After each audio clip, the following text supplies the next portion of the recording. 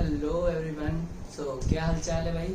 Okay चलो, so now let's start this video. Okay so देखो, इस वीडियो में हम बात करने वाले हैं यानी कि एक कंट्री, यानी जो भी कंट्री, ठीक है, या सपोज दैट गिवन कंट्री जो भी है, अगर उस कंट्री की जो सेंट्रल बैंक होती है, ठीक है, वो कैसे क्रेडिट सप्लाई और मनी सप्लाई को कंट्रोल करती है। ठीक है, तो इस वीडियो का जो हमारा टॉपिक है वो है controller of money supply and credit. अब देखो बाई आरबीआई मैंने लिखा है क्योंकि हम बात करने वाले हैं इंडिया की। ठीक है, अब देखो ये जो क्रेडिट सप्लाई है या फिर जो आप कह सकते हो मनी सप्लाई है, ये किस यूज में आता है? देखो सिंपल सी बात है, हमारी इकोनॉमी में दो टाइप के सिचुएशंस होते हैं जिसको आरबीआई कंट्रोल करते हैं। ठीक है, सबसे पहला होता है एक्सेस डिमांड, मतलब जब डिमांड सप्लाई से अधिक हो जाती है। ठीक है, और दूसरा होता है मेरा डेफिसिट डिमांड। ठीक है, हाँ, डेफिसिट डिमांड मतलब देखो डेफिसिट डिमांड में क्या होता है, सिंपली जब मेरा डिमांड कम हो जाता है इन कंपैरिजन टू सप्लाई।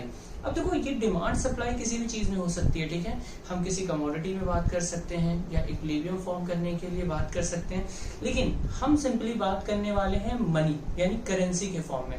तो देखो इसको कंट्रोल करने का आरबीआई के पास कई टेक्निक्स होते हैं। ठीक है, तो देखो पहले हम कुछ टेक्निक्स की बात करते हैं। तो सबसे पहला मेरा जो है तरीका, अब देखो सबसे पहले हम ये बता देता हूं मैं आपको कि मनी सप्लाई और क्रेडिट जो भी कंट्रोल होता है ये करता कौन है। Simply sole monopoly in a currency issue, it can be controlled, it should be controlled by the credit supply of money। अब देखो सिंपल सी बात है, क्रेडिट सप्लाई यानी क्रेडिट कंट्रोल और सप्लाई ऑफ मनी को वही कंट्रोल कर सकता है जिसके पास मोनोपोली, यानी मोनोपोली होती है, यानी कि उसके पास अथॉरिटी है कि सिर्फ वही करेंसी को इशू कर सकता है। सो सिंपली मैं आपको बता दूं, पहले देखो क्रेडिट कंट्रोल और मनी सप्लाई को कौन कंट्रोल करेगा? तो क्रेडिट कंट्रोल यानी कि जो भी पैसे का जो मूवमेंट होता है उसको कंट्रोल करना, या फिर मनी सप्लाई को कंट्रोल वही करेगा एक कंट्री में जिसके पास मोनोपोली राइट होती है करेंसी को इशू करने का।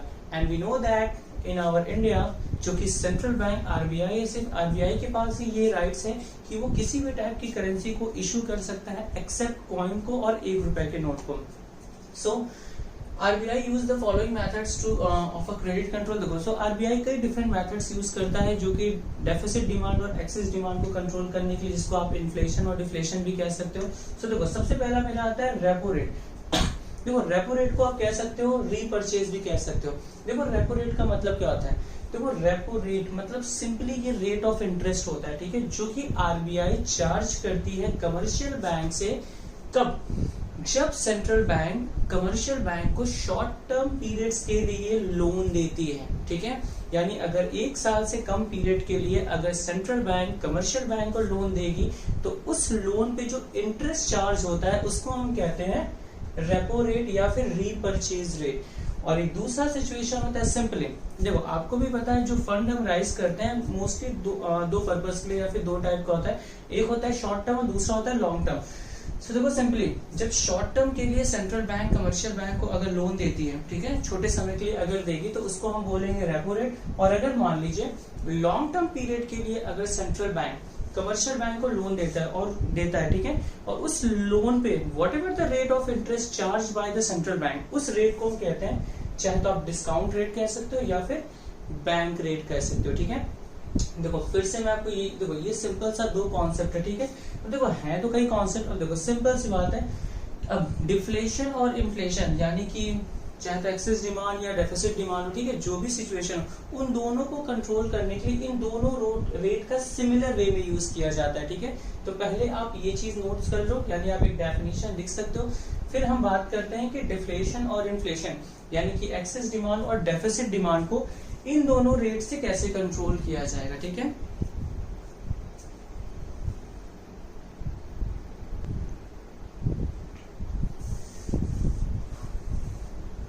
Okay now let's talk about कि यार ये बैंक रेट और रेपो रेट, यानी कि रेपो रेट जो कि था शॉर्ट पीरियड के लिए जो कि कमर्शियल बैंक्स को रेट ऑफ इंटरेस्ट पे करना होता है, और बैंक रेट होता है मतलब लॉन्ग पीरियड। अब देखो इन दोनों सिचुएशंस की मदद से, ठीक है, how we will control inflation यानी एक्सेस डिमांड एंड डिफ्लेशन यानी कि डेफिशिएंट डिमांड। अब देखो बैंक रेट और रेपो रेट दोनों का सेम कॉन्सेप्ट है दोनों सिचुएशन को कंट्रोल करने का। ठीक है, इसलिए मैंने दोनों सिचुएशन को यानी कि रेपो रेट और बैंक रेट को सेम एक ही साथ समझाया। ठीक है, मैंने सेपरेटली नहीं लिखा क्योंकि अगर हम सेपरेटली भी लिखेंगे तो सेम यही चीजें रिपीट होंगी, ठीक है। ठीक है, सो अगर मान लो आपका एग्जामिनेशन में दोनों अलग अलग पूछ देता है, ठीक है, कि बैंक रेट और रेपो रेट को कैसे कंट्रोल करेंगे हम, गवर्नमेंट या आरबीआई कैसे कंट्रोल करती है इन्फ्लेशन या डिफ्लेशन सिचुएशन को, तो आप यही दो चीज लिखोगे, बस सेपरेटली लिख दोगे, ठीक है। तो देखो पहला तरीका इन्फ्लेशन या एक्सेस डिमांड। देखो एक्सेस डिमांड होता क्या, एक्सेस डिमांड का मतलब सिंपल है, एक्सेस डिमांड यानी जब डिमांड ज्यादा हो जाती है सप्लाई कम है।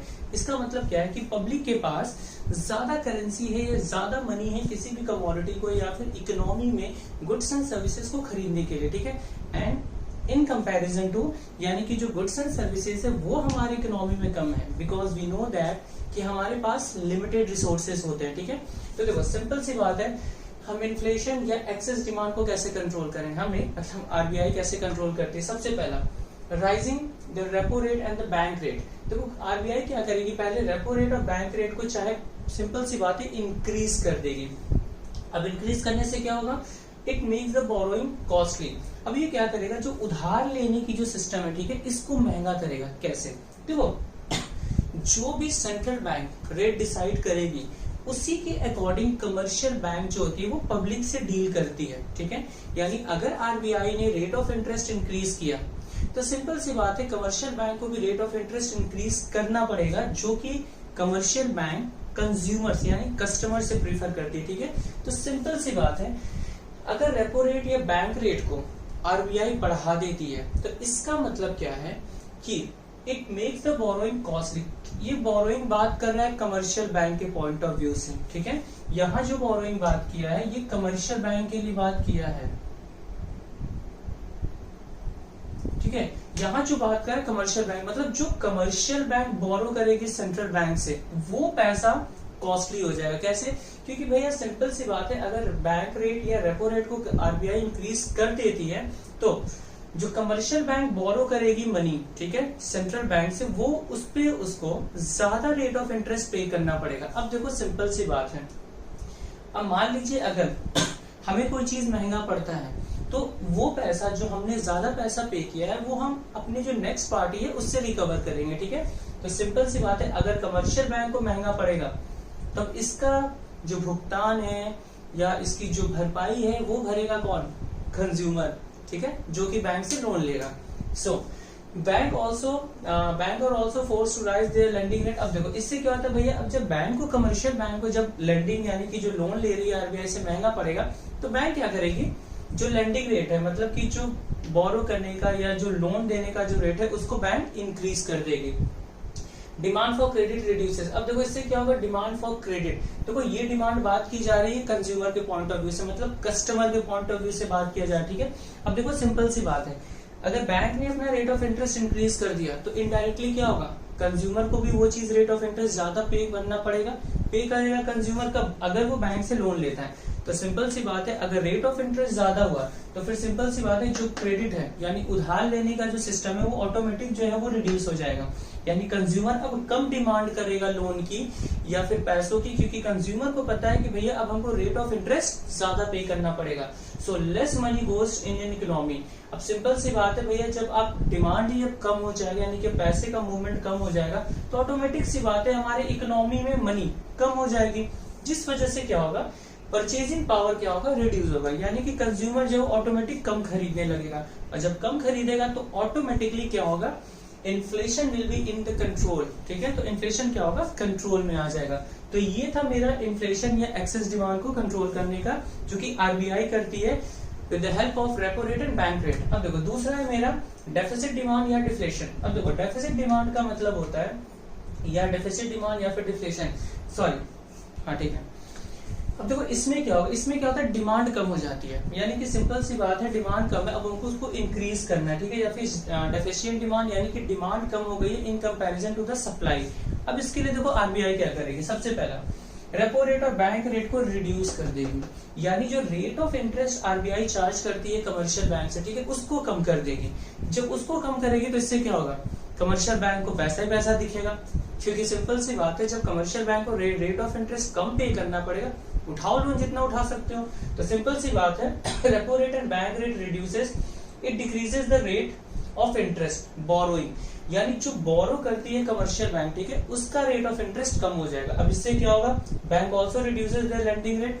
अब भैया सिंपल सी बात है, जब सेंट्रल बैंक ने रेट ऑफ इंटरेस्ट कम कर दिया तो कमर्शियल बैंक को भी रेट ऑफ इंटरेस्ट कम करना पड़ेगा, जो कि रेट ऑफ इंटरेस्ट वो चार्ज कर दिए कंज्यूमर से। अब देखो इसका इफेक्ट क्या पड़ेगा, अब जब जैसे रेट ऑफ इंटरेस्ट कम हुआ, डिमांड फॉर क्रेडिट इंक्रीज, अब कंज्यूमर क्या करेगा, पैसे की डिमांड शुरू करेगा, चाहे वो एजुकेशन लोन पे करेगा या फिर वो हाउस लोन पे कर सकता है, कार के लिए भी लोन लेने के लिए कर सकता है, इवन बिजनेसमैन भी लोन की डिमांड कर सकता है फॉर द इन्वेस्टमेंट पर्पस। क्यों, अब देखो ये सारे लोन क्यों इंक्रीज हो रहे हैं, क्योंकि सिंपल सी बात है, जो लेंडिंग रेट है वो डिक्रीज हो गया, ठीक है।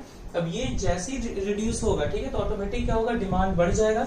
इसका मतलब लोगों के पास परचेजिंग पावर ज्यादा हो गई। अब परचेजिंग पावर ज्यादा हो गई तो ऑटोमेटिकली सी बात है क्या होगा, डिमांड आपका इंक्रीज हो जाएगा, ठीक है।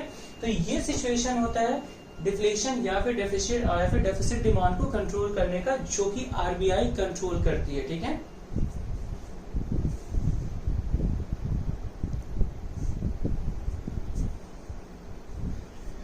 Okay, now let's talk about the third point. Okay, the third point which is known as the open market operation. देखो open market operation का मतलब क्या होता है, देखो सिंपल सी बात है, जब गवर्नमेंट के सिक्योरिटीज या फिर, ठीक है, सिक्योरिटीज को या ट्रेजरी बिल्स को या बिल्स ऑफ एक्सचेंज जो कि गवर्नमेंट का होता है, ठीक है, government means it can be central government, state government और लोकल, ठीक है।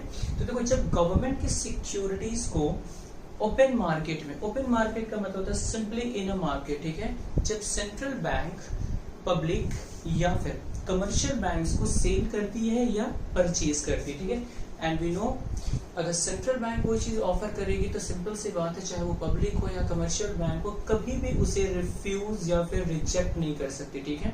बिकॉज एज वी नो कि भैया सेंट्रल बैंक कौन है, हम सबके पिताजी हैं, ठीक है, बाप श्री हैं, तो भैया पिताजी की बात कोई कैसे टालेगा, ठीक है। तो भैया पिताजी अगर कहेंगे ये चीज करना है तो करना है आपको।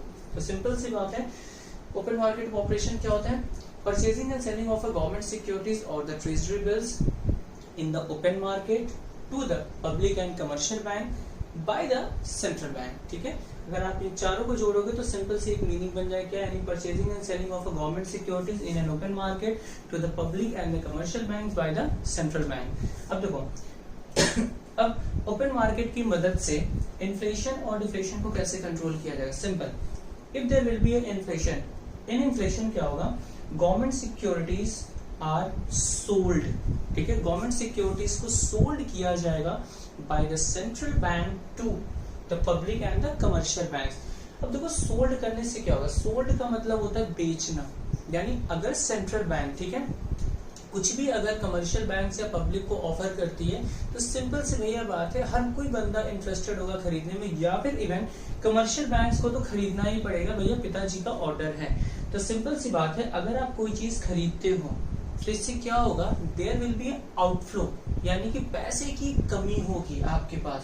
सो सिंपली जब गवर्नमेंट सिक्योरिटीज को सोल्ड किया जाएगा सेंट्रल बैंक के द्वारा, तो वो क्या करेगा, विड्रॉल, यानी पैसे की कमी कर देगा, जो कि परचेजिंग पावर पे डायरेक्टली इफेक्ट करेगा, ठीक है।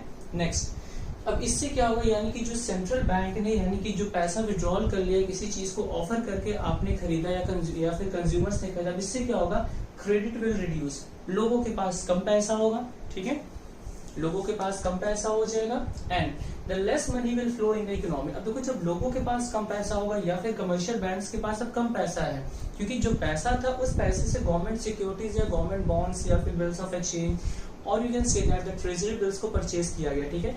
तो जब आपने चीजों को खरीदा तो क्या होगा, इससे लेस मनी होगी इकोनॉमी में, यानी कि अब ज्यादा से ज्यादा पैसा जो आपने गुड्स को परचेज किया, सॉरी गुड्स नहीं मतलब कमर्शियल बैंक्स यानी कि गवर्नमेंट सिक्योरिटीज या ट्रेजरी बिल्स को जो आपने परचेज किया, वो परचेज करने से क्या हुआ, जो मनी था वो सेंट्रल बैंक के पास फ्लो हुआ, यानी सेंट्रल बैंक के पास अब पैसा है। तो सेंट्रल बैंक के पास पैसा होने से क्या होगा कि इकोनॉमी में पैसे की कमी हो जाएगी, और जब इकोनॉमी में पैसे की कमी होगी then directly it will affect demand for a commodity और डिमांड फॉर द क्रेडिट और money supply, so it will reduce the purchasing power. और जब परचेजिंग पावर कम करेगा तो क्या होगा, लोग कम खरीदेंगे, और जब लोग कम खरीदेंगे देन ऑटोमेटिकली इक्विलिब्रियम यानी इक्विलिब्रियम जो है वो फॉर्म करेगा, यानी जो इन्फ्लेशन है वो कंट्रोल में हो जाएगा। Next now we talk about the deflation. अब देखो डिफ्लेशन में क्या होगा, डिफ्लेशन में मतलब कि बहुत ज्यादा सप्लाई है बट कोई खरीद नहीं रहा है, क्योंकि लोगों के पास एक में भी हो सकता है पैसा नहीं है। तो उसको कंट्रोल करने के लिए क्या होगा, गवर्नमेंट सिक्योरिटीज वर परचेज्ड। अब government securities are purchase by the central bank. अब यानी कि जो गवर्नमेंट सिक्योरिटीज है, ठीक है, यानी कि जो किसके पास है, चाहे तो पब्लिक के पास है या कमर्शियल बैंक्स के पास है, ठीक है, सेंट्रल बैंक क्या करेगी, उसे खरीदेगी। अब देखो जब सेंट्रल बैंक कोई चीज खरीदेगी, या सपोज दैट कि अगर आप कुछ खरीदते हो, ठीक है, तो आप जो सामने वाला है, ठीक है, उसके पास पैसे का मूवमेंट होगा। तो सिंपल सी बात है, जब गवर्नमेंट सिक्योरिटीज को सेंट्रल बैंक के द्वारा खरीदा जाएगा तो सेंट्रल बैंक को पैसा पे करना पड़ेगा, यानी inject additional purchasing power in economy. यानी कि जैसे ही सेंट्रल बैंक कोई चीज खरीदेगा तो सेंट्रल बैंक को पैसा पे करना पड़ेगा, और जैसे ही पैसा पे करेगा then there will be additional purchasing power in economy, मतलब कि एडिशनल पैसे का फ्लो होगा इकोनॉमी में। अब सिंपल सी बात है भैया, जब पैसे का फ्लो होगा तो क्या होगा, क्रेडिट विल इंक्रीज, उधारी बढ़ जाएगी, क्योंकि अब कमर्शियल बैंक्स के पास ज्यादा पैसा है लोन देने के लिए। और जैसे क्रेडिट बढ़ेगा तो क्या होगा, इट विल बी, यानी कि ज्यादा मनी का फ्लो हो जाएगा, पैसे का ज्यादा फ्लो होगा। और पैसे का ज्यादा फ्लो होते ही क्या होगा भैया, कंज्यूमर के पास परचेसिंग पावर ज्यादा आ जाएगी, क्योंकि सिंपल सी बात है, जब कमर्शियल बैंक के पास ज्यादा पैसा है तो कमर्शियल बैंक क्या करेगी, लोन ज्यादा देगी लोगों को। और जब क्रेडिट का फ्लो ज्यादा करेगी commercial bank, then automatically it will affect the demand for a consumer, या फिर demand of a purchasing power, ठीक है। तो सिंपल सी बात है, परचेजिंग पावर बढ़ जाएगी। और जैसे ही परचेजिंग पावर बढ़ेगी तो ये जो मेरा डिफ्लेशन सिचुएशन फॉर्म कर रहा था ये ऑटोमेटिकली कंट्रोल में आ जाएगा, ठीक है। ये है ओपन मार्केट को कंट्रोल करने की, या फिर with the help of open market किस तरीके से सेंट्रल बैंक जो है इन्फ्लेशन और डिफ्लेशन को कंट्रोल करता है।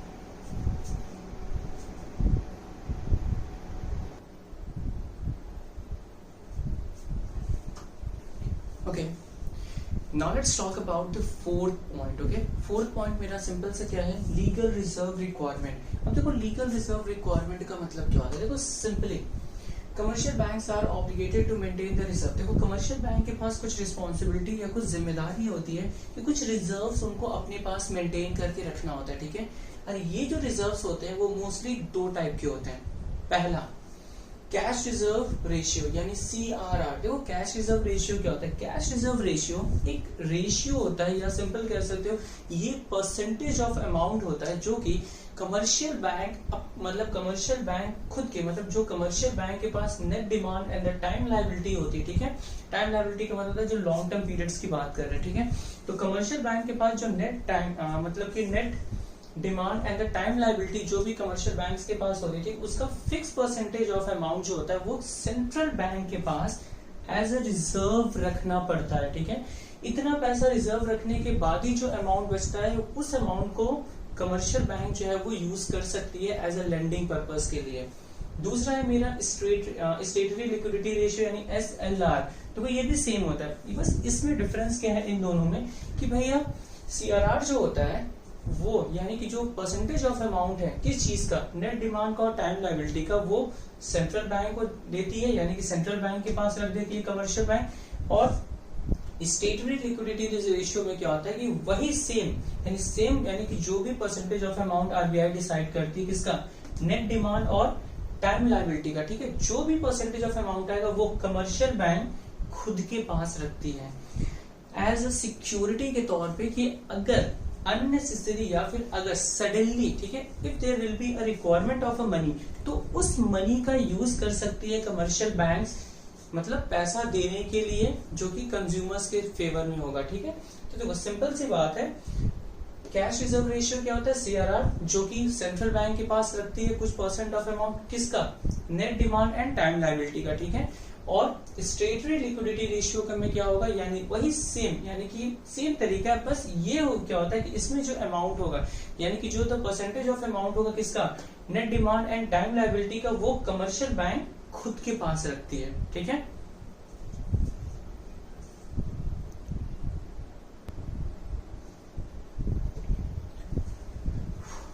Okay, now let's talk about the fifth point. Okay, the fifth point which is known as the margin requirement. देखो margin requirement का मतलब क्या होता है, margin requirement का मतलब सिंपली होता है वो अमाउंट या वो वैल्यू का डिफरेंस, ओके, जो वैल्यू यानी कि जो कंज्यूमर है वो बैंक के पास एज अ सिक्योरिटी पे रखता है यानी अपनी प्रॉपर्टी, और कितना अमाउंट उसको कमर्शियल बैंक लोन प्रोवाइड करते, मतलब सिंपली कह सकते हो आप कमर्शियल बैंक ने जितना लोन दिया, ठीक है, जो अमाउंट का लोन दिया और उस लोन के बदले कमर्शियल बैंक कितने वैल्यू की, यानी how much value of a security या प्रॉपर्टी जो है कमर्शियल बैंक अपने पास एज अ सिक्योरिटी के तौर पे रखता है। वो जो डिफरेंस होता है अमाउंट का, ठीक है, उसको बोलते हैं मार्जिन रिक्वायरमेंट। जैसे सपोज दैट, ठीक है, कि मान लीजिए अगर सिंपल, अगर मान लो आपको 1 करोड़ रुपए, यानी एज ए सपोज दैट कि आपको 1 करोड़ रुपए लोन चाहिए,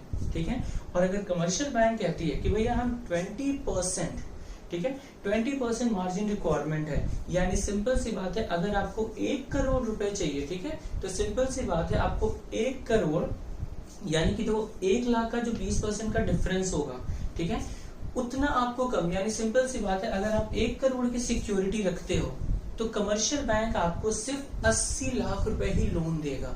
यानी अगर आपको सिंपल सी बात है अगर आपको 1 करोड़ की प्रॉपर्टी आप रखते हो एज ए सिक्योरिटी, ठीक है, तो उसका जो मार्जिन रिक्वायरमेंट होगा, यानी कि अगर कमर्शियल बैंक का मार्जिन रिक्वायरमेंट यानी 20% है तो आपको 20% कम अमाउंट मिलेगा, ठीक है, यानी 80 लाख रुपए मिलेगा। यानी सिंपल सी बात आप कह सकते हो जो भी आप सिक्योरिटी या प्रॉपर्टी रखोगे, ठीक है, अगर 20% गवर्नमेंट का यानी कि आरबीआई डिसाइड करती है अगर कमर्शियल बैंक्स के लिए कि भाई आपको आपका जो मार्जिन रिक्वायरमेंट होना चाहिए लोन का और जो आप सिक्योरिटी ले रहे हो कंज्यूमर से, ठीक है, उसके बीच का जो डिफरेंस है वो 20% का होना चाहिए, ठीक है। जैसे simple it is the difference between the amount of a loan and the market value of a security. देखो ये डिफरेंस होता है, यानी कि अंतर होता है, किसका अंतर, जो अमाउंट, यानी जो अमाउंट ऑफ लोन, जितना लोन कमर्शियल बैंक दे रही है और उस लोन के बदले जो मार्केट वैल्यू ऑफ सिक्योरिटी है, मतलब जो सिक्योरिटी जो कि कमर्शियल बैंक कंज्यूमर से लेती है, ठीक है, उस लोन के बदले उस अमाउंट का जो डिफरेंस होगा, ठीक है, उसे हम बोलते हैं margin requirement. The security offered by the borrower against the loan. अब देखो सिक्योरिटी क्या होता है, सिक्योरिटी का मतलब सिंपल सी चीज है, सिक्योरिटी होता है कि वो मतलब कि अमाउंट या फिर वो प्रॉपर्टी जो कि एक बोरोवर जो होता है वो लोन के बदले या कि लोन के प्लेस पे वो रखता है, ठीक है। जैसे देखो इसका सिंपल सा एग्जांपल है, if the margin requirement is 20%, अगर 20% होगा, ठीक है, तो सिंपल सी बात है then the bank can offer only the 80% loan of value of security, ठीक है। वही सेम चीज है, अगर मान लो जैसे कि 20% कमर्शियल बैंक ने मार्जिन रिक्वायरमेंट का रेट डिसाइड कर रखा है, ठीक है, और अगर मान लो आप 1 करोड़ की अगर आप अमाउंट मतलब प्रॉपर्टी अगर रखते हो तो उस 1 करोड़ की प्रॉपर्टी पे आपको सिर्फ 80% ही अमाउंट दिया जाएगा, मतलब कि 80 लाख रुपीज ही आपको लोन मिलेगा।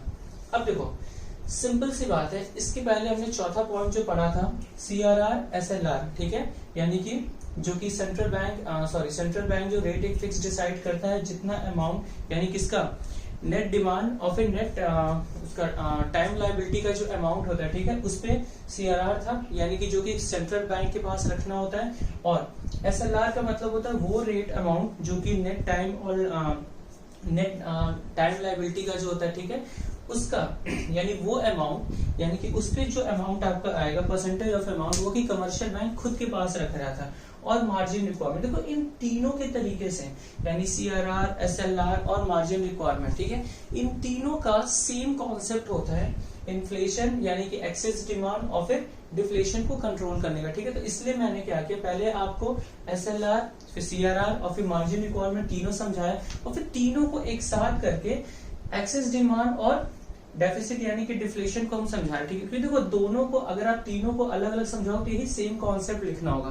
तो इससे अच्छा क्या है मैंने तीनों कॉन्सेप्ट को पहले आपको समझा दिया, फिर तीनों कॉन्सेप्ट को एक साथ इन्फ्लेशन और डिफ्लेशन को कंट्रोल किया जाए कैसे। सबसे पहला अगर मान लो इन्फ्लेशन है यानी महंगाई है तो इसको क्या करेंगे हम, चाहे तो CRR के थ्रू अगर आपको कंट्रोल करना हो, SLR के थ्रू करना हो या मार्जिन रिक्वायरमेंट के थ्रू करना हो, ठीक है, तीनों के थ्रू करना होगा तो क्या होगा, हम इंक्रीज कर देंगे रेट, यानी मार्जिन रिक्वायरमेंट भी बढ़ा देंगे, अगर 20% है तो उसको 30% कर देंगे, अगर CRR है SLR है तो इसकी भी वैल्यू यानी परसेंटेज ऑफ अमाउंट RBI बढ़ा देगा।